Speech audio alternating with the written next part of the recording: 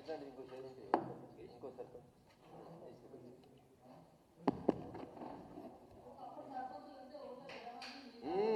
50 ఏళ్ళు 60 ఏళ్ళు ఉంటే అయిపోతుంది కూసరు.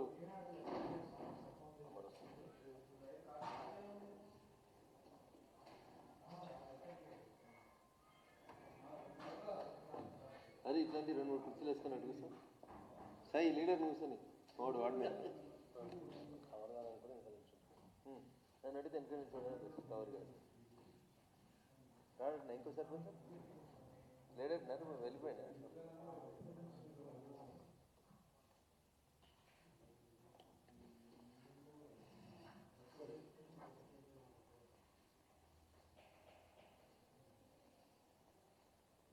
మీడియా మిత్రులకి నమస్కారం.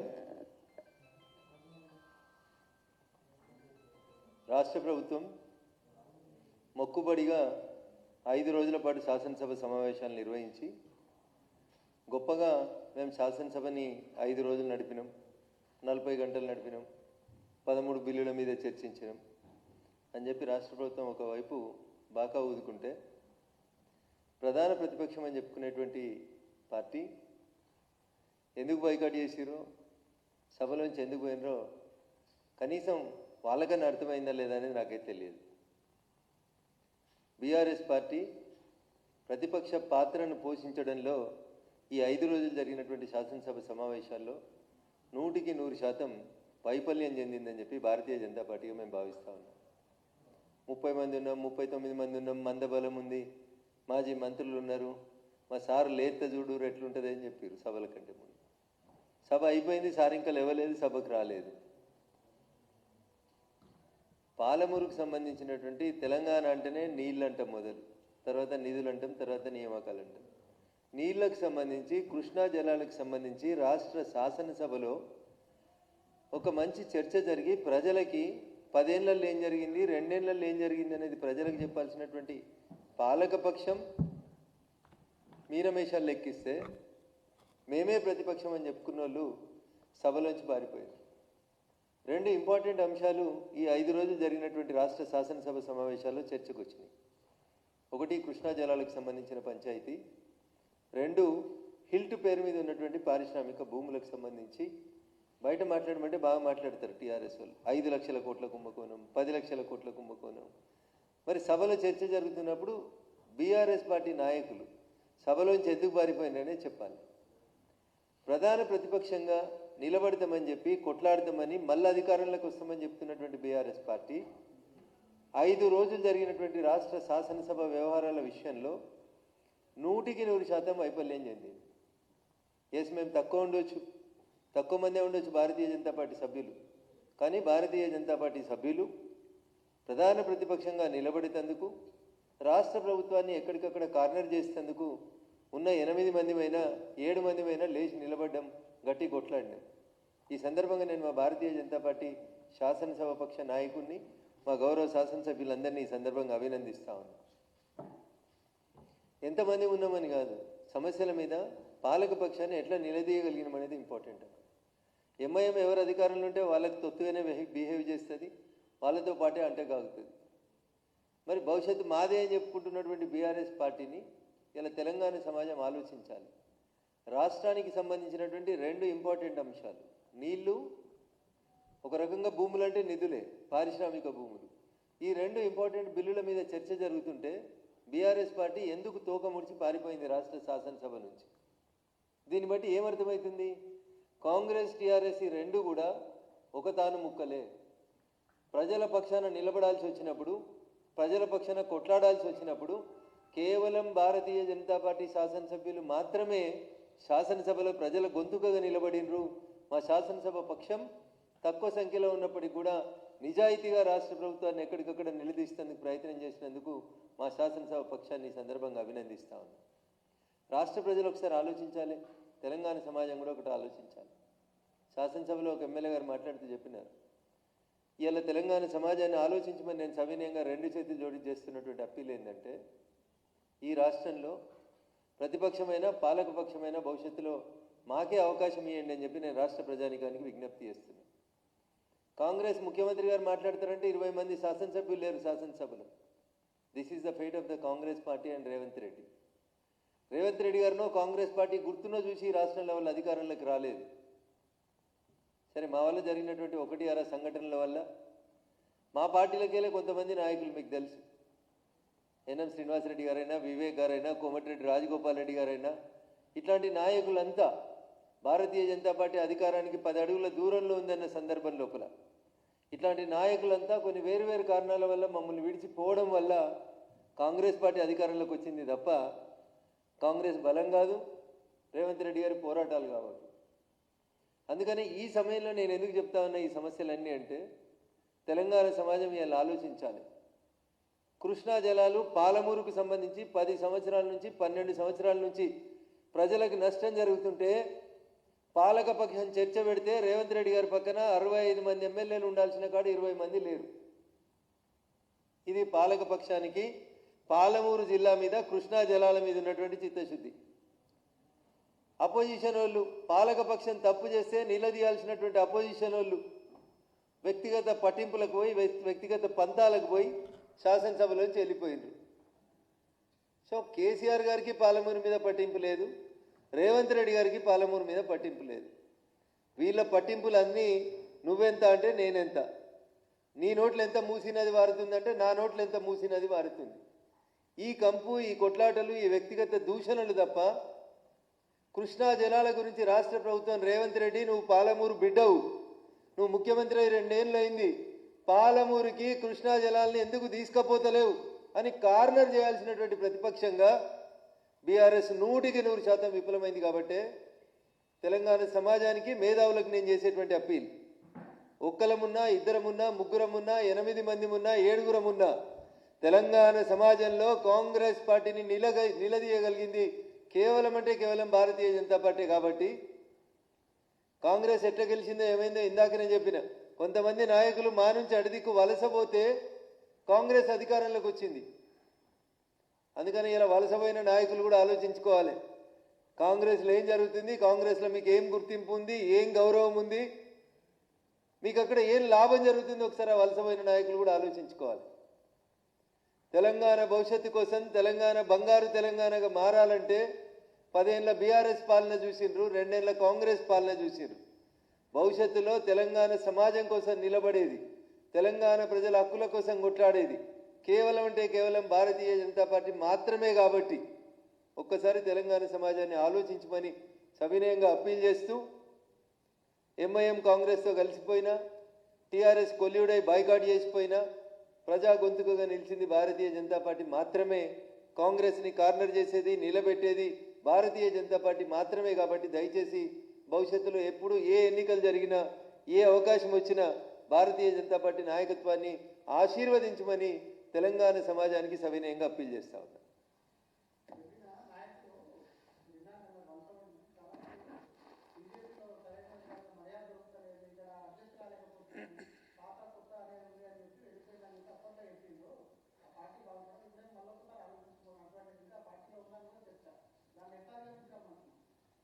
పాత కొత్త అనేటువంటి సమస్య ఎక్కడ లేదన్నా, ఇది కేవలం మీడియా మిత్రులు సృష్టించినటువంటి సృష్టి. ఏ రోజైతే భారతీయ జనతా పార్టీ కార్యాలయానికి వచ్చి మా పార్టీ సిద్ధాంతాలు నచ్చినాయని మా కండువా కప్పుకుంటారో ఆ రోజు నుంచే వాళ్ళు భారతీయ జనతా పార్టీ నాయకులు. ఇక దానికి సీనియరు, జూనియరు, పాత కొత్త ఇదంతా మీడియాలో వచ్చేటువంటి టెర్మినాలజీ అండ్ టెక్నాలజీ భాష తప్ప పాత కొత్త ఏముంటుందన్నా. నేను భారతీయ జనతా పార్టీ నాయకుడు నేను చెప్పుకుంటాను. ఎన్ని సంవత్సరాలు నీ స్టాండింగ్ అని ఎవరైనా అడుగుతారా? ఇదేమైనా కోర్టులో కేసు వాదించడమా, సీనియారిటీ ఇచ్చేది ఉందా?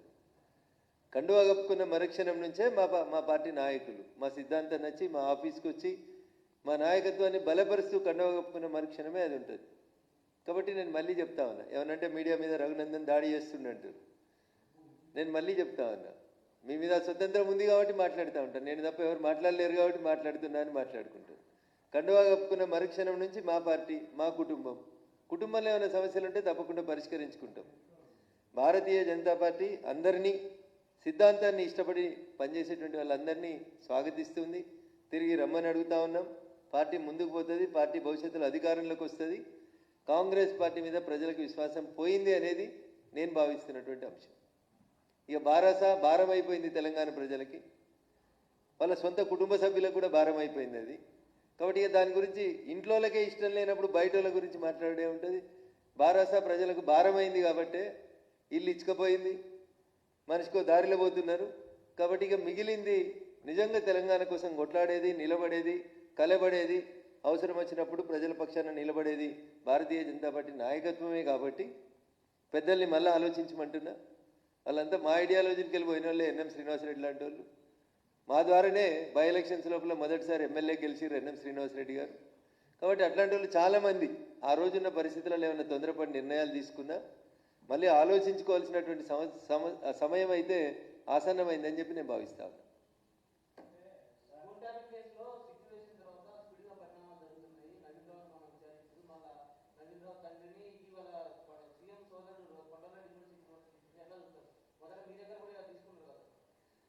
కోడలు దిద్దిన కాపురం, అత్త దిద్దిన సంసారం అని తెలుగు టీవీ ఛానళ్ళలో రోజు వస్తుంటాయి సీరియల్. 365 రోజులు, 735 రోజులని. అట్లా సిట్టు ముఖ్యమంత్రి వచ్చినప్పటి నుంచి మొదలుపెట్టింది ఇన్వెస్టిగేషన్. ఒకటో సిట్ అయిపోయింది, రెండో సిట్ వచ్చింది. రెండో సిట్ తర్వాత 6 నెలల తర్వాత బహుశా నాకు తెలిసి మూడో సిట్ వస్తుంది అనుకుంటా. ఈ మూడో సిట్ అయిపోయాక ఇంకో సంవత్సరం తర్వాత 4వ సిట్ వస్తుంది. అప్పుడు ఈ వచ్చిన సిట్లన్నీ కాంగ్రెస్ వాళ్ళు ఏం చేసిరని విచారణ చేయాల్సిన పరిస్థితి వస్తుంది తప్ప గత 10 ఏళ్లలో టీఆర్ఎస్ ఏం చేసిందో వీళ్ళు కొండందవి ఎలుకను కూడా పట్టేటట్టు కనబడతలేరు ఈ సిట్ వాళ్ళు. అందుకని రోజు నోటీసులు ఇచ్చి, టీవీలకు బ్రేకింగ్ న్యూస్లు ఇచ్చి 3 గంటలు ప్రశ్నించారు, 8 గంటలు ప్రశ్నించారు, 12 గంటలు ప్రశ్నించారు. ఏం ప్రశ్నిస్తురన్నా? ఏం చేస్తురన్నా 3 గంటలు? ఏం కావాలి మీకు? టెక్నికల్ ఎవిడెన్స్ లేకుండా మీరు ఎన్ని గంటలు ప్రశ్నిస్తారు? ఎవరి ఫోన్ నెంబర్కి వెళ్ళి ఎవరి ఫోన్ నెంబర్కి పోయింది కాలం మీ దగ్గర ఉంది. ఎవరు ఫోన్లు ట్యాప్ చేసిరని ఎయిర్టెల్ వాళ్ళకి, జియో వాళ్ళకి, టాటా వాళ్ళకి అందరికీ నోటీసులు ఇస్తే బిఎస్ఎన్ఎల్ వాళ్ళకి వాళ్ళే ఇస్తారు కదా. ఇగో మాకు ఈ నెంబర్లు ట్యాప్ చేయమని ఇచ్చిండ్రు. ఈ నెంబర్లు ఎవరైనా ఇస్తే టెక్నికల్ ఎవిడెన్స్ అయిపోతుంది కదా. ఆయా కంపెనీల సీఈఓలను పిలిచి వాళ్ళకు వచ్చిన లెటర్లని, మెయిల్లని తీసుకుంటే that will become a technical evidence.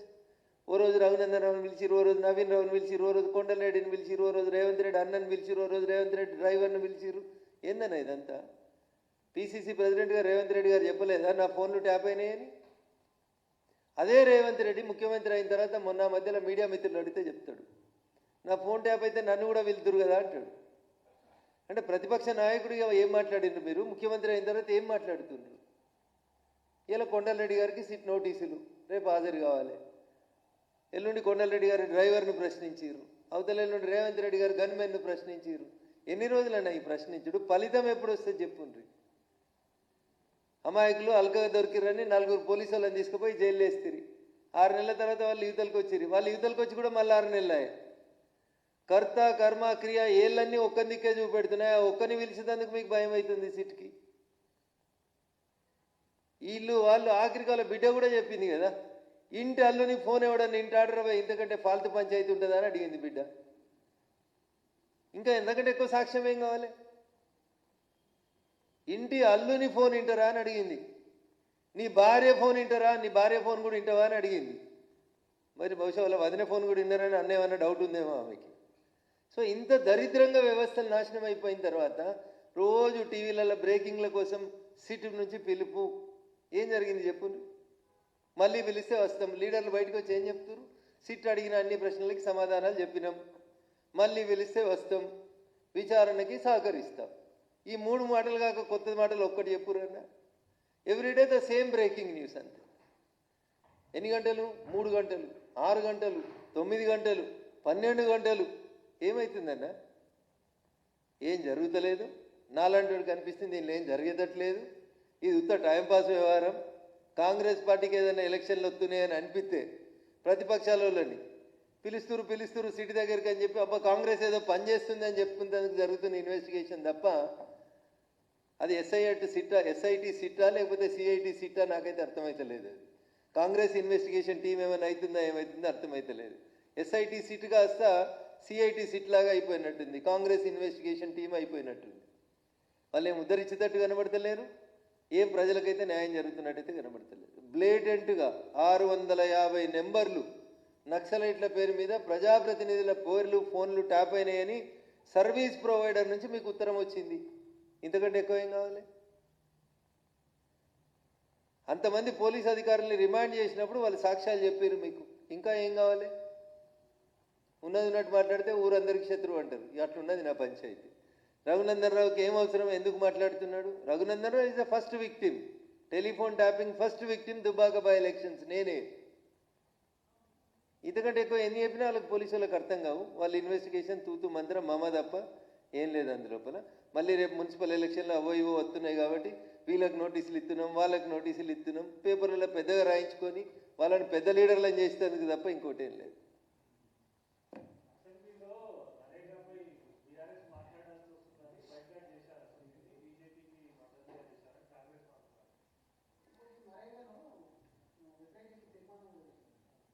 ఇప్పుడు రాష్ట్ర శాసనసభలో అనేక తీర్మానాలు చేస్తారన్న.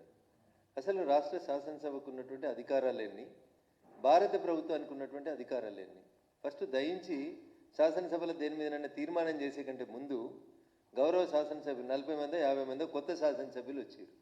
ఒకసారి వాళ్ళకి చెప్పు, ఏం తీర్మానం చేస్తున్నారు? రాష్ట్ర శాసనసభలో ఒక తీర్మానం జరిగిందంటే దానికి కొంచెం గౌరవం, కొంచెం విలువ ఉండాలి. ఏం చేస్తున్నారు మీరు? మేము తీర్మానం చేసినాం, పంపించినాం, అయిపోయింది, అంతేనా? మీరు 100 రోజులు పని దినాలు ఇచ్చారు, మేము 125 రోజులు ఇస్తున్నాం. మీరు వ్యవసాయానికి దాన్ని వ్యవసాయం పనులు జరుగుతున్నప్పుడు ఊర్లలో కూలీలు దొరకక ఇబ్బంది అవుతుందని చెప్పి జనరల్గా ప్రజల నుంచి వచ్చినటువంటి సమస్య, మేము దానికి సొల్యూషన్ చూపించినాం. 60 రోజులు వ్యవసాయం పీక్గా నడుస్తున్నప్పుడు వాళ్ళని మన్రేగా పనులకు తీసుకుపోవద్దు అని చెప్పినాం. మీరు జీతాలు ఇస్తే, మీరు కూలీలు ఇస్తే, మీరు రూపాయి ఢిల్లీకి వెళ్ళి పంపిస్తే గల్లీకి 15 పైసలు వస్తలేవని మీ నాయకులే చెప్పిండ్రు.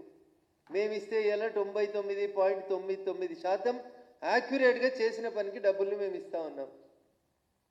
ఇక్కడ బాధ మన్రేగాలో పేరు మారిందని కాదు బాధ, ఆ పేరు లేకపోతే వాళ్ళు బతకలేరు అనేది కాంగ్రెస్ పంచాయతీ. అందుకనే పాపం రాబర్ట్ వాద్రా, ప్రియాంక వాద్రాల పుత్రుడిని కూడా మళ్ళా తీసుకొచ్చి గాంధీ అని పేరు పెట్టుకునేటువంటి దుస్థితి ఎందుకు వచ్చిందంటే వారసత్వ రాజకీయాలు, వారసత్వ పంచాయతీలు తప్పితే ఏముంటుంది? ఇందిరాగాంధీ గారు ఎవరిని పెళ్ళాడిరో తెలుసు. ఇప్పుడు ద సోకాల్డ్ ప్రియాంక గాంధీ గారి కొడుకు ఎవరిని పెళ్ళాడుతుండో ప్రపంచం అంతా తెలుసు. ఇక మళ్ళీ మూలాలు ఎత్తుకుడు ఎందుకన్నా? ఇంత కుల్లా సాఫ్ అరటి పండు వలిసినట్టు కనబడుతుంది. ఎవరిని పెళ్లి చేసుకుంటుండు ప్రియాంక గాంధీ కొడుకు? ఏ మతానికి సంబంధించిన వాళ్ళు? వాళ్ళ మత పొలను వాళ్ళు చేసుకుంటారు. ఇలా పంచాయతీ ఏముందన్నా? ఇవన్నిటి నుంచి తప్పించుకునేందుకు ఓట్ల కోసం ఒక ఆయన జంజం ఎత్తాడు, ఒక ఆయన గాంధీ అని పేరు పెట్టుకుంటాడు. ఇంతకు మించి కాంగ్రెస్కు గాంధీ గారి మీద కానీ దేశ ప్రజల మీద కానీ ప్రేమ లేదనేది వాస్తవం.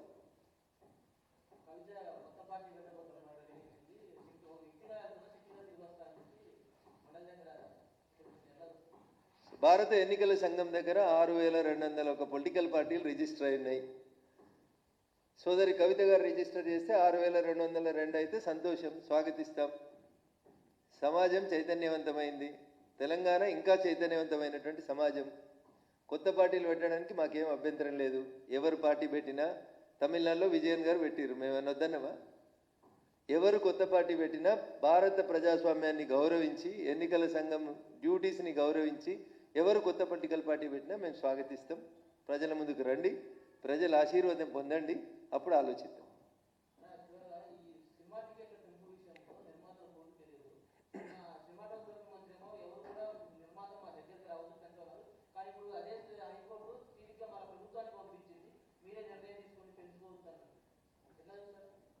రాష్ట్ర ప్రభుత్వం ఒక నటునికి సంబంధించినటువంటి సినిమా టికెట్లు పెంచుకోవడానికి అవకాశం ఇచ్చి, ఇంకో నటునికి సంబంధించినటువంటి సినిమా టికెట్లు మేము అట్లే ఉండాలని చెప్పడం, ఇది పక్షపాతం కిందకి వస్తుంది. సో భారత రాజ్యాంగం మీద ముఖ్యమంత్రులు, గవర్నర్లు, చీఫ్ జస్టిస్లు, ప్రధానమంత్రి, మంత్రులు ప్రమాణం చేసేటప్పుడు భయం లేకుండా, వ్యక్తిగతమైనటువంటి ఇష్టాయిష్టాలతో సంబంధం లేకుండా, తమ అనేటువంటి భేదం లేకుండా అందరినీ సమంగా చూస్తామని చెప్పి వాళ్ళు భారత రాజ్యాంగం మీద ప్రమాణం చేసి మంత్రులు, ముఖ్యమంత్రులు, గవర్నర్లు, హైకోర్టు న్యాయమూర్తులు, సుప్రీంకోర్టు న్యాయమూర్తులు ప్రమాణం చేస్తారు. ఒక నటుని సినిమాకి ఒక రూలు, ఇంకొక నటుని సినిమాకి ఇంకొక రూల్ ఉండడాన్ని రాష్ట్ర ప్రభుత్వం ఎట్లా జస్టిఫై చేసుకుంటుందో ఆలోచించండి. పక్షపాత ధోరణి అక్కడ కనబడుతుందా లేదా అనేది దయచేసి ఆలోచించండి. అందుకని ప్రమాణం చేసేటప్పుడేమో భారత రాజ్యాంగం మీద చేస్తామని చెప్పాలి, ప్రమాణం చేసి పదవిలోకి వచ్చిన తర్వాతనేమో మనకు అస్మదీయులు, తస్మదీయులు, నచ్చితే ఒకటి, నచ్చకపోతే ఇంకొకటి. So this is very unfair. కోర్టులకు కూడా నేను చేసేటువంటి అప్పీల్, ఎవరికైనా ఒకటే రూల్, రూల్ ఈజ్ రూల్, చట్టం ముందు అందరూ సమానం అనే రీతి లోపల ఉంటే బాగుంటుంది అనేది నా విజ్ఞప్తి. Thank you.